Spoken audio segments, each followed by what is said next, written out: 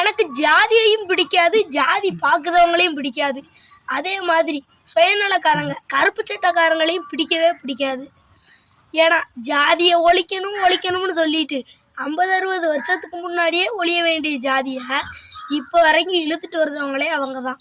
ஜாதிகள் இல்லையடி பாப்பா, தாழ்ச்சி உயர்ச்சி சொல்லல் பாவம் அப்படின்னு தாழ்த்தப்பட்ட சமுதாயத்திற்காக கடைசி வரைக்கும் போராடி தாம் பிறந்த சமுதாயத்தில இருந்து ஒதுக்கி வைக்கப்பட்டு சாப்பாடுக்கு கூட வழி இல்லாம வறுமையில சிக்கி திணறி இறுதி யாத்திரைக்கு கூட யாருமே இல்லாம மறைந்தவர் நம் பாரதியார். ஜாதியை ஒழிக்கணும் அப்படின்னு போராடுத ஒவ்வொருத்தரும் முதல்ல கொண்டாட வேண்டிய தலைவர்னா அது நம்ம பாரதியார் தான்.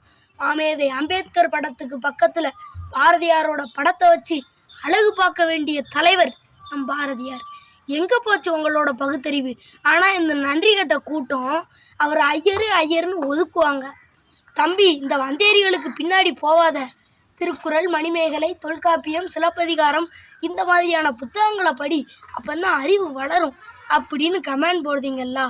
யாருக்குமே தெரியாம அழிஞ்சு போக இருந்த திருக்குறள், மணிமேகலை, சிலப்பதிகாரம் உள்பட்ட சங்க இலக்கியங்கள், தமிழ் பல இலக்கியங்களை தேடி தேடி கண்டுபிடிச்சி தொகுத்து வழங்கின தமிழ் தாத்தா உவே சுவாமிநாத ஐயர்.